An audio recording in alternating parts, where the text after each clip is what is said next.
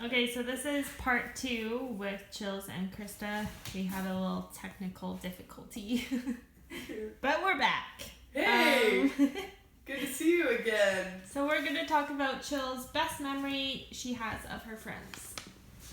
Of my friends. Okay, I was gonna maybe talk about a family and friends memory. Yeah, that works too. Alright, okay, cool. Alright, so we used to live in Ryder Lake, my family and I, and we used to have some pretty good times up there because we had 5 acres and I could do archery off of my balcony and shoot a target from 200 yards away. And we almost made a pool up there too, so that would have been a good time, but it was just fun digging around in the mud and making cement and pretending to accomplish something that never actually was finished. But yeah, the memory that I wanted to talk about was one of my birthday parties and possibly a video that I made for school one day too. So yeah, what we would do is all gather around and have a meeting about what we were gonna do for the day, and it was sober, clean, innocent laughs, fun. But yeah, basically we would play hide and seek, and it was kind of a rendition of our own game because it was flashlight tag / hide and seek, and we would just run around in the bushes and hide and have to be on teams and capture the flag. We would play out there too and stuff. Cool. Just because we had so much property, and we would invite our friends up, and yeah, it was I'm just getting lost in the in the nostalgia of it all. Yeah.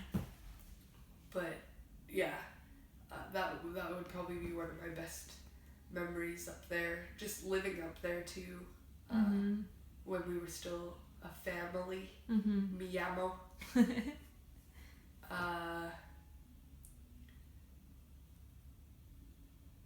Yeah, I have a lot of really good friends and family and support in my life, and I appreciate you all.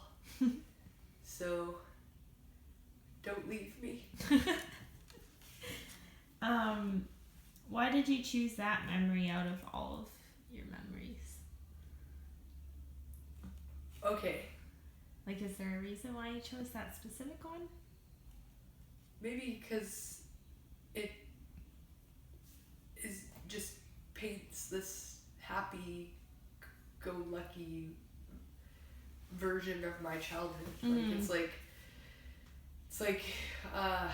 innocence and not being corrupted brings happiness. Yeah. And I think I chose that memory because it was the first one that came to mind. And yeah, I'm kind of a believer in that things pop up in your mind for a reason. Yep. And if you share them, then maybe somebody will connect with that and have an experience, or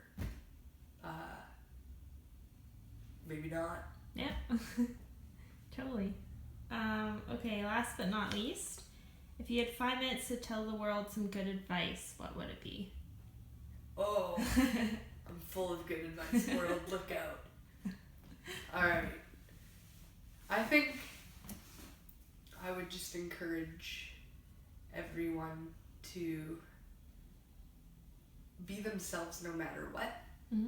Because it's really easy to let other people's personalities penetrate yours and be pulled in certain directions. Like that?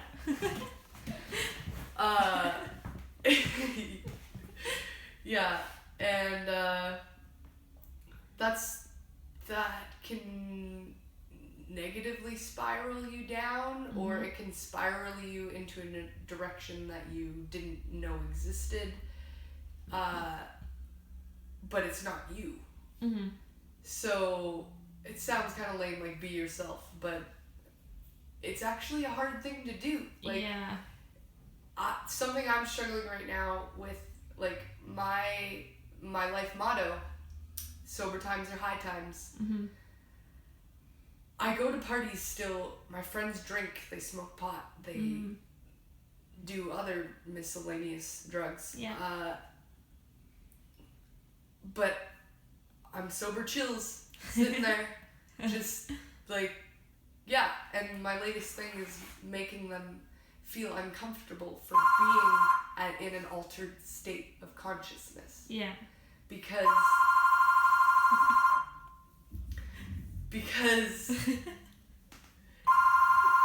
it's common for people to be like, oh, you're the lame sober one. Yeah.